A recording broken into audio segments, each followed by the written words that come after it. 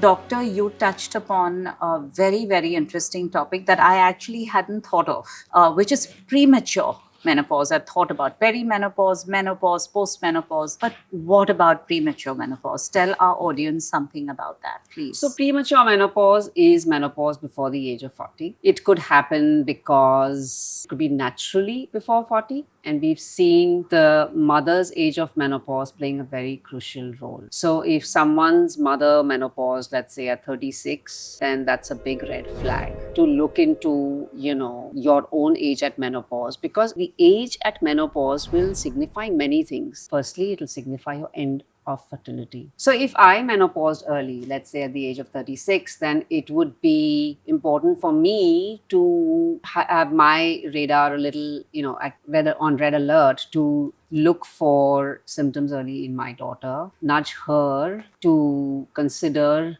her childbearing earlier, because premature menopause will indicate end of fertility early. And today we have options like freezing our oocytes or eggs. And so that can help in delaying having a child if someone is suspecting premature menopause. So I think that is one aspect, like, okay, preserve your fertility before it's too late. So we know today that premature menopause is linked with a higher risk of diabetes, heart disease, fractures, cognition, all cause mortality. Basically, you can die early just because you had premature menopause. And more importantly, we are looking at quality of life, right? What is this woman? What is her quality of life if she has experienced menopause at 32? So she's going through some form of biological aging at a much faster rate than her counterparts, and what it's doing to her brain and her psyche and her mood. Simple things like vaginal dryness,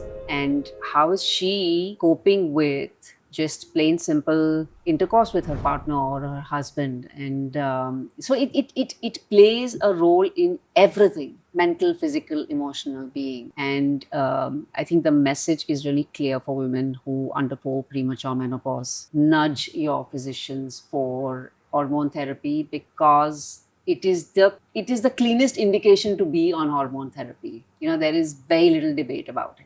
There is actually no debate about it if there is no real contraindication. And the other part I feel is the problem of surgical removal. And this is something that we, at least in the olden days, and still we are seeing it a lot in many states in India, where just because a woman needs a hysterectomy, let's say she's got multiple fibroids or she's got some other lesion that requires, too much bleeding, something, basically she needs a hysterectomy. That just because you're going inside her abdomen and you're removing her uterus doesn't mean you clip everything else off. My goodness. Yeah. So tell our audience a hysterectomy basically is taking the uterus out, not the ovaries out, correct? Right. So Okay. a hysterectomy means removing your uterus. Oophorectomy means removing your ovaries. It could be one ovary, it could be two ovaries. If the indication for surgery is a problem in the uterus, it can be dealt with just removing the uterus and leaving the ovaries behind. It doesn't have to be removed. The typical way of thinking is, you finished having children, let's knock them off. My goodness. And I feel like that is something, that narrative needs to change. Of course, doctors need to be educated, because we clearly know that by knocking off her ovaries, the trauma she will go through, it's overnight. So by next day, she's got hot flashes, there's confusion, she's not sleeping, she's restless. Oh my It's goodness. awful to put a woman through it. And the second thing is, like, we've identified that this is, it's multi-systemic.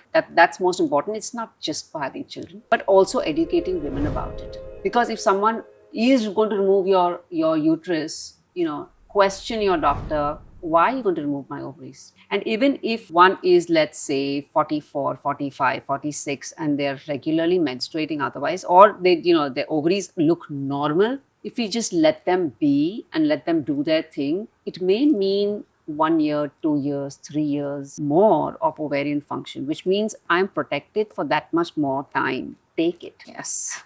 So I think we need to start looking at it as fractions of our life. Okay, so beautifully said and so well explained. Thank you for it. This is a very important message for public health, I think, and doctors, especially rural masses, need to understand, and the women need to understand the importance of having their ovaries intact, Absolutely. even if they have a hysterectomy. Absolutely. It's not like you go in and you remove your appendix and then you just don't start removing organs. There's a consequence to it.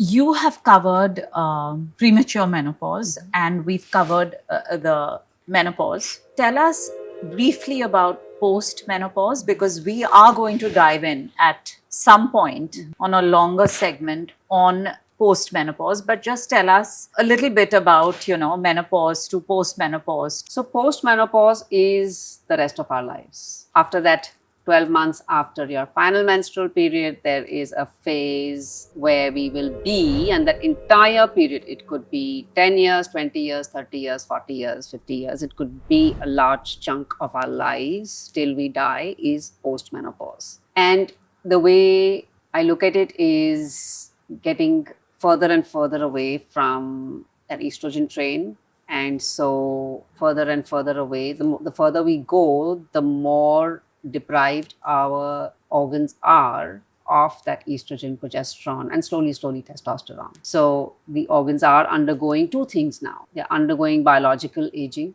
chronological aging, which it will undergo, and then it is undergoing a different process because of estrogen deprivation. So first half till we are menopausal, aging is aging. Cellular aging is happening, but it's under estrogenic influence. Now we've got two parallel things. It's very difficult to separate what is because of what, but the bottom line is that there is aging and there is estrogen deprivation happening at the same time. Okay, so I truly look forward to diving deep into many of the topics we've touched upon, including menopause, supplements, HRT, geriatric women's hormones and how to help them, and the overall systemic benefits of our hormones soon. I hope to meet you again soon on another episode. Till then, thank you for your time and thank you for your attention. And I hope this has been useful for you. It was utterly useful for me, and I wish you the same.